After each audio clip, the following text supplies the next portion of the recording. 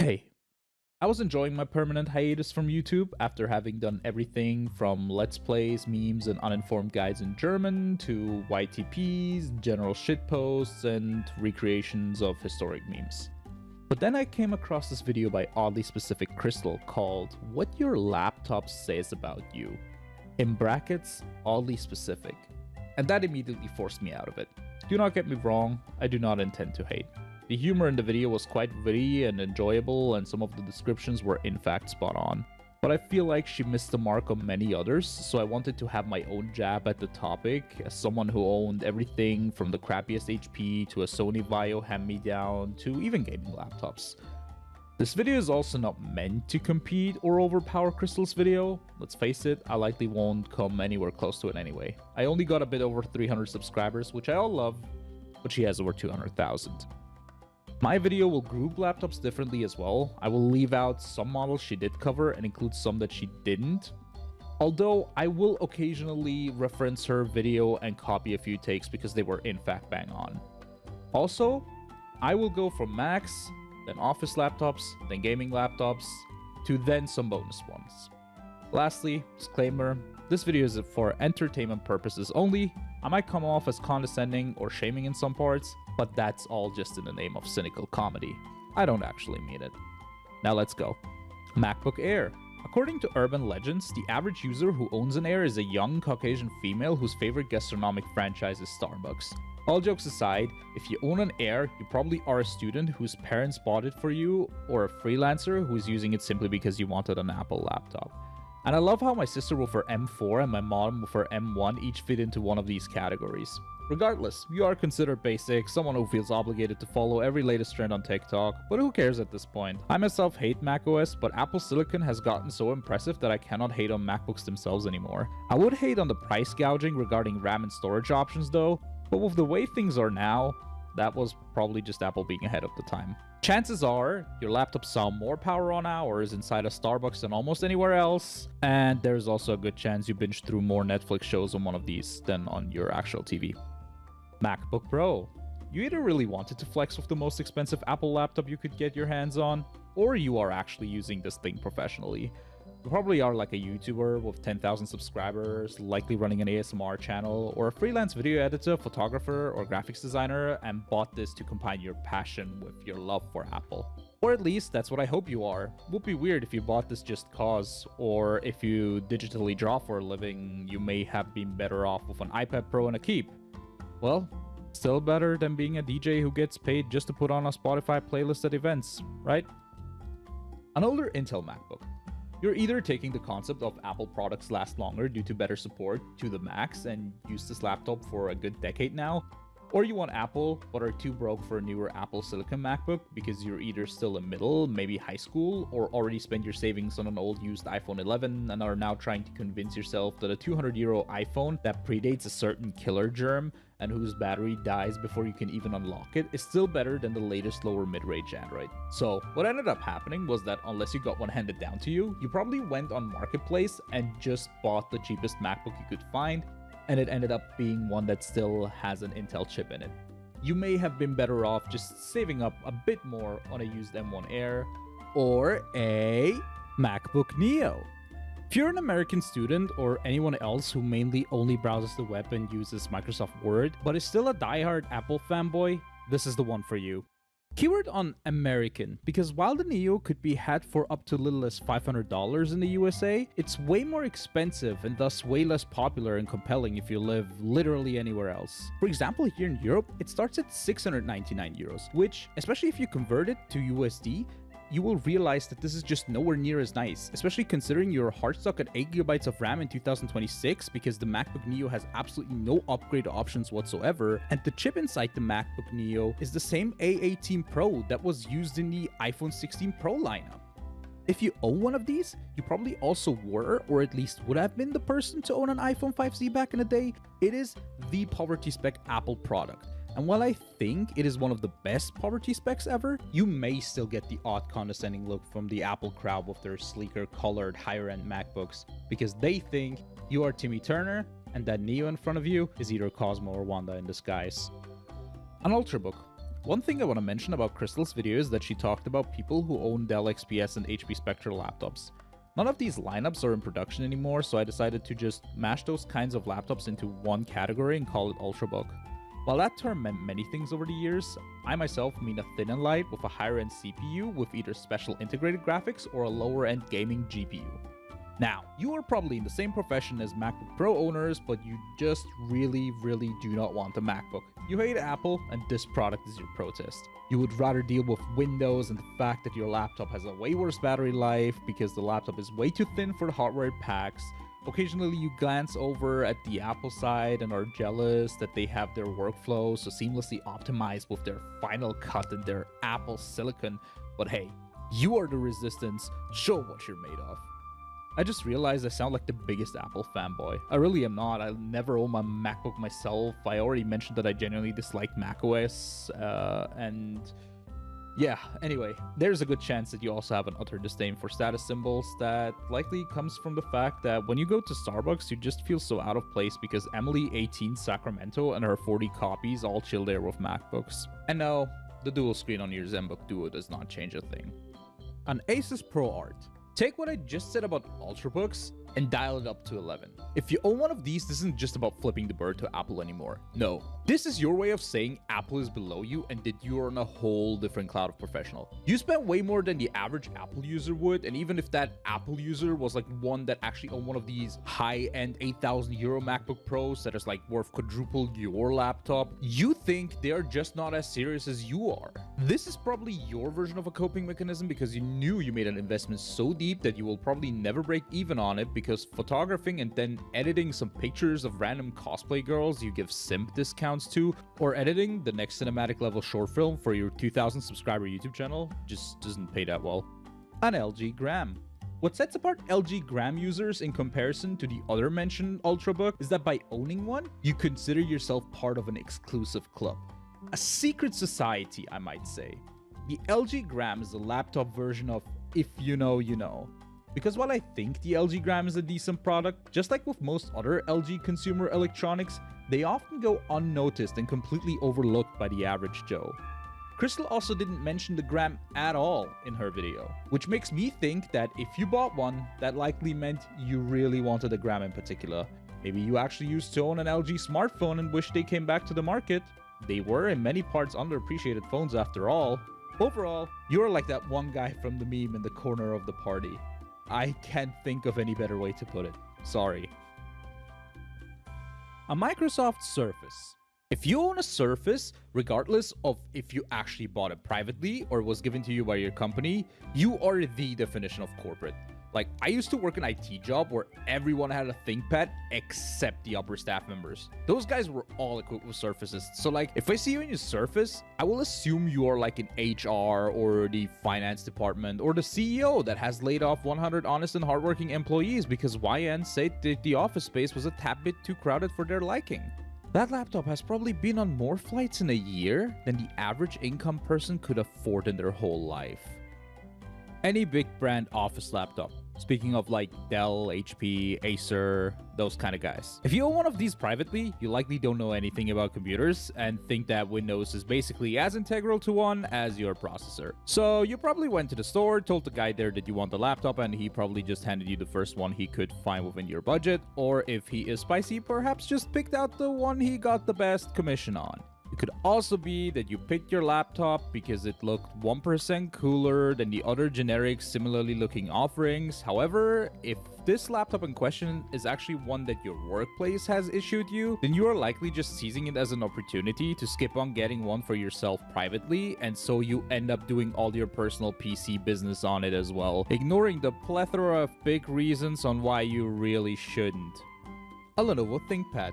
I'm covering the ThinkPad separately because this thing stands out from the other office laptops, and if you do own one, you probably do know why. You probably bought this because you're a blue-collar worker who sees these as the most durable and reliable laptop that reflects your profession, or because you actually are an enthusiast who just doesn't need a high-performance laptop, or because you're a Linux user and Lenovo's are seen as the go-to laptops for Linux, at least so I've heard, or because you really wanted that nipple. I love it. I myself had a Dell Inspiron, an HP ProBook, and a ThinkPad as work devices before over the course of my IT career, and this one I love the most, especially because of said nipple. If you own one, you probably are the most reliable, no-nonsense guy around your peers. Why? Because you own the definition of John laptop. A Chromebook. Let's get one thing out of the way, you do not own this thing voluntarily. Either your school forced it upon you, or you bought it not knowing that Windows is not something that universally ships with every laptop. Crystal said in her video that you may also have bought this because you're so broke that broke people are rich by comparison, but she said this in a very sugar-coated way. I personally do not think that is always the case. Super cheap Windows laptops are a thing too, but with hardware that low end, Chrome OS may actually be the better choice. Regardless, I genuinely feel bad for you. Just install Linux on it already. A different Linux. An old hand-me-down. You probably have this because it was once your dad's, and even though he knows how shit it has gotten over the years, he's in denial of it and expects you to deal with it just fine. Booting up Windows takes 5 minutes, it's probably still on Windows 7, running on an old hard drive, and you gotta use it while plugged in because the battery in it is basically non-existent at this point and the laptop shuts off immediately the moment you unplug it. Chances are you have a pirated copy of GTA San Andreas on it because you know that's the only game that will run flawlessly, or you try to cope through the experience that is a 10 FPS 800x600 GTA 5, which you got for free on Epic. A lot of these issues could be fixed by swapping out the HDD for an SSD and maybe trying out a lightweight Linux distribution, but you either don't know that or your dad won't let you. I mean, with these current RAM and storage prices, can you blame him? Or maybe this laptop is still on a dual core from 2008 and genuinely beyond saving. Doesn't stop you though, because you're likely a long-term subscriber to Random Gaming in HD, and he told you that you can make do with 20 FPS on Skyrim with the odd mod that makes it look like an SNES title. Shoutouts to those that started their PC enthusiast hobby on one of those. Shoutouts double if you tried to run a Let's Play YouTube channel off it while you were 12 and unironically thought that the 10 FPS footage of Minecraft provided actual entertainment value to people. And shoutout triple if all your classmates had better computers and thus made fun of your laptop being so shitty, eventually being poor shamed into this hobby. Wait, this isn't a video anymore. This is just a trauma dumping session at this point. Sorry. Now let's finally get to the gaming laptops. A budget gaming laptop. So something like an Asus TUF, Lenovo LOQ, Acer Nitro, HP Victus, Gigabyte Gaming, or any other budget gaming lineup laptop. Let's face it, you bought this because you wanted a gaming laptop, went to your store of choice or a price comparison site, and picked whichever one of these was the cheapest.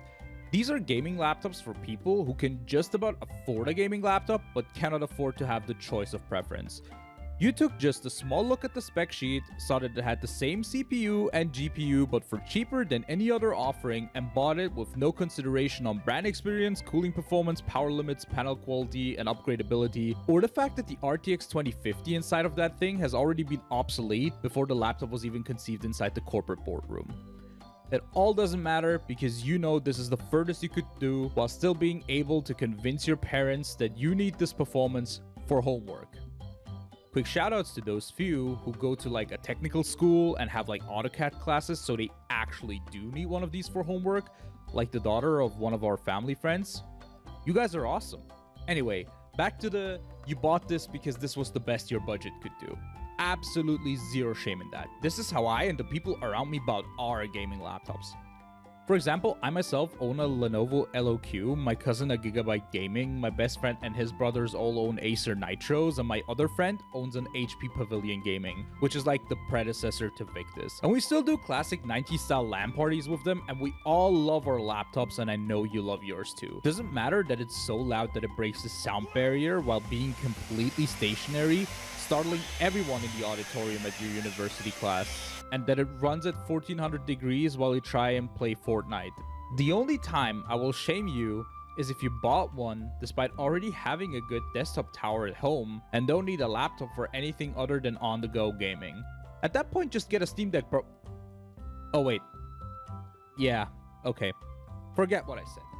Lastly, bonus points if you bought this thinking the components in it are the same level as desktop equivalents. I would say I'm sorry, but now that they put laptop chips inside gaming towers too, perhaps you were right. Except for the part where you are short on VRAM and now your brand new gaming laptop cannot even run Cyberpunk properly. I feel you, brother. An MSi Gaming Laptop. Depending on who you are, you probably bought this because you did have slightly more money to make a choice, and you chose MSi because it seemed the most gamery out of them. After all the other gaming laptops I just talked about are gaming lineups from office laptop brands, but MSi is purebred gaming.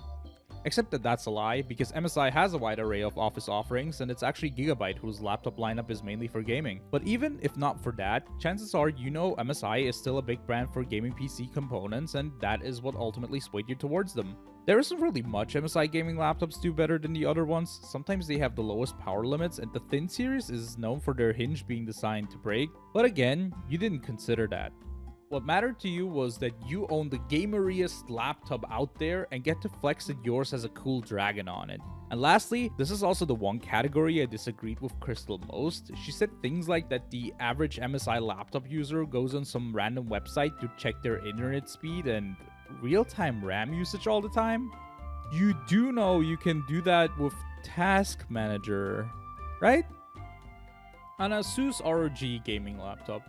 You bought this because you wanted to take the concept of gaming laptop to the max. You have a high-paying job, like being in a more senior IT position, and this is your way of letting everyone know you are a gamer. With class. This is why you're probably also expecting the more enthusiast people to see you as an equal, because your laptop also lights up like a custom build and also has a 5090 just like theirs, just to then dread when you find out that the laptop 5090 has basically nothing in common with its desktop counterpart. Maybe, if you own that one Zephyrus Duo, you can impress a lot of people, but for lots of enthusiasts, it will likely just be another gimmick. But that's okay, because you can cope with the fact that your backside is basically a light show that you can use to blind the whole courtroom with as you quickscope some noobs while simultaneously defending your annoying orange like he's the Nexus and you are a challenger rank during the trial process. Ain't that right, Donald Trump's lawyer? An Alienware. Let's face it, you bought this because the Big Bang Theory gave you the impression that Alienware is the pinnacle of gaming performance. And to be fair, back in 2007 when the show first aired, that was quite a common consensus. However, at that point the cast was still using Dell XPS gaming laptops. And Alienware is owned by Dell. By now, you should realize that the show didn't pick out these laptops solely because of the prestige, but because Dell was an official corporate sponsor.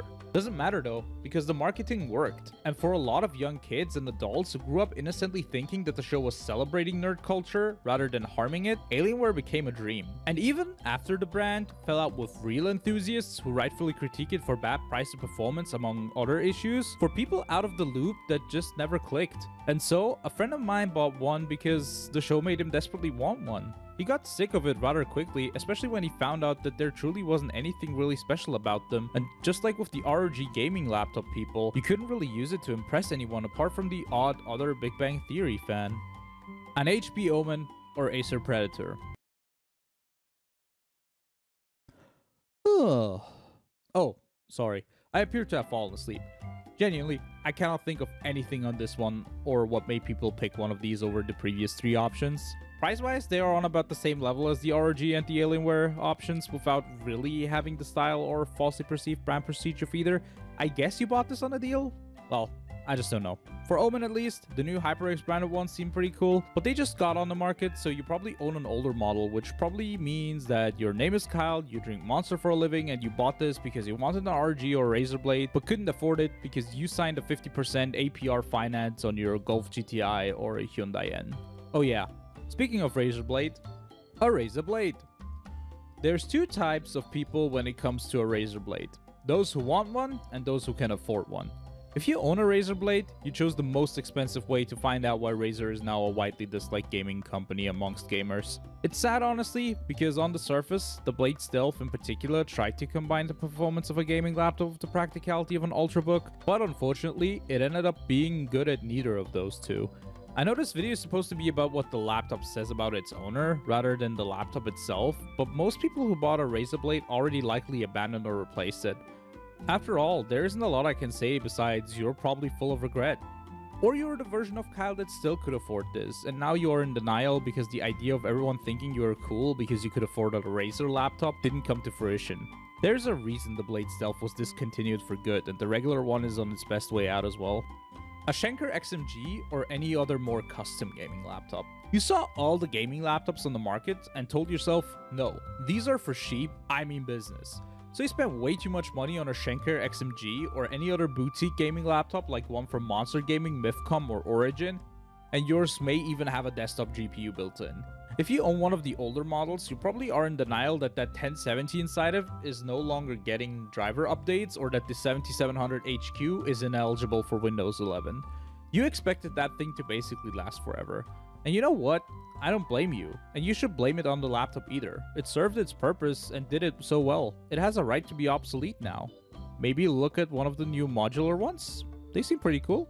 Okay, before we move on to the bonus laptops, there's one final gaming laptop that I want to cover. One very specific model, in my opinion the most legendary one ever made. There is next to no chance that somebody who owns this is actually going to watch this video.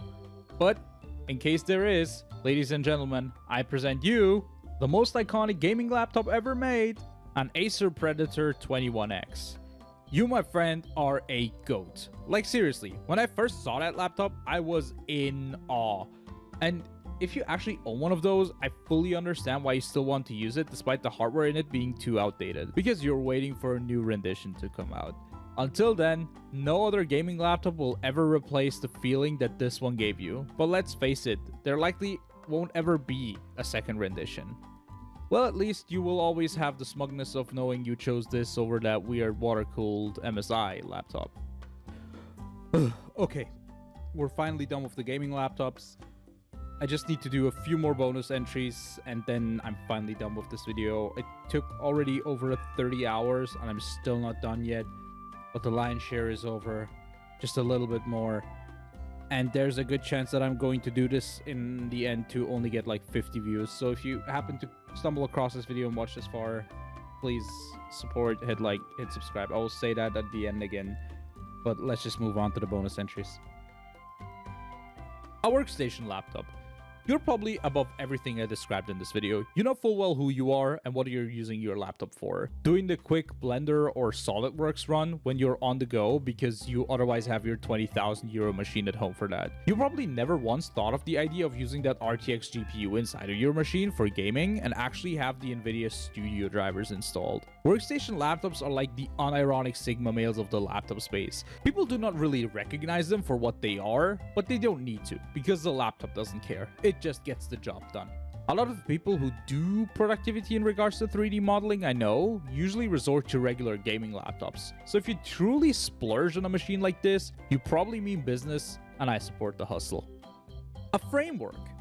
Similar to what Crystal said, if you own a framework, you probably love info dumping super niche fun facts and geek lore at parties. You love the fact that you're making a pro repairability statement, and let's face it, chances are you never once touched any of these modular parts after you actually got the laptop. And if it wasn't for Linus, you would have probably never heard of the brand to begin with. But again, I envy the fact that you had the extra budget to afford one. But like, it's positive envy. I'm genuinely happy for you. A 2-in-1. As a 2-in-1, I mean both convertibles and flipbooks, the difference between the two being that a convertible has a detachable keyboard and a flipbook does not, but can bend over backwards like a bad bee on the dance floor. I'm sorry for those that watch Crystal's video because I will take over exactly what she said about the Lenovo Yoga specifically for this category. Chances are you bought one of those two for the aforementioned feature, thought it was either the biggest flex or the coolest thing ever, or both. And then after like a week, you never made use of that feature again. Chances are, if you bought the convertible in the mid to late 2010s, you probably got a very low spec one anyway that is just about as laggy as a sub 100 euro Android tablet, but for the same price you could have gotten yourself a more powerful regular laptop. An ARM Windows laptop. Either you bought this knowing exactly what kind of escapades you're about to get into, or you just made one of the most expensive mistakes of your life. I do not want to imagine how many people unknowingly bought an ARM laptop, then tried to plug something in and ran in circles for multiple hours on why it doesn't work. It's because a Windows laptop usually uses an x86 processor, and ARM ones are usually on phones or newer MacBooks, so a different, less common architecture means lack of support for many applications. I feel bad for you.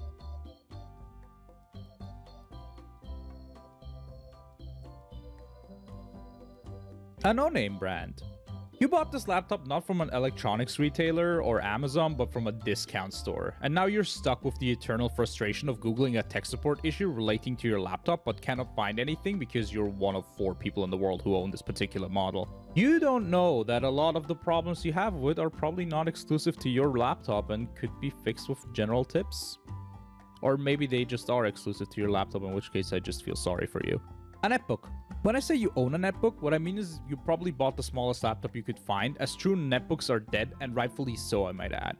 However, you probably also are the kind of person that is upset they cannot find a phone small enough for their Linus-sized hands anymore, and took the same approach for their laptop, and now you're ripping your hair out because the small laptop likely came with the weakest chip and the worst kind of eMMC storage with no way to upgrade it. There's a reason these just don't exist anymore. A laptop from TEMU. Why? Just why? What else can I say other than you make stupid and irresponsible decisions with your money? A Googlebook. Why? Just why? What else can I say other than the exact same thing as in the last segment? Okay, I'm making a bit of a gamble here. Googlebooks are not out yet as of me writing the script for this video, so it could be that they are like an absolute success and revolutionize the market, and I totally misjudged it. If that's the case, and you own one, good job, pal. Good job. Well, that's it. Let me know in the comments if I was spot on or absolutely missed the mark, or if you have your own inputs. Perhaps I didn't cover a laptop that you got. I would love to hear what you think would describe it best. And if you watched Crystal's video, let me know how mine fared by comparison. And if you want to stick around, smash that like button and hit subscribe. Though I cannot really promise that I will be making more videos like this one. It is a surprise if you even get to see this, because it means I finally finished a project for once. Well, that's it. I got nothing more to say, and I will say bye. Ciao.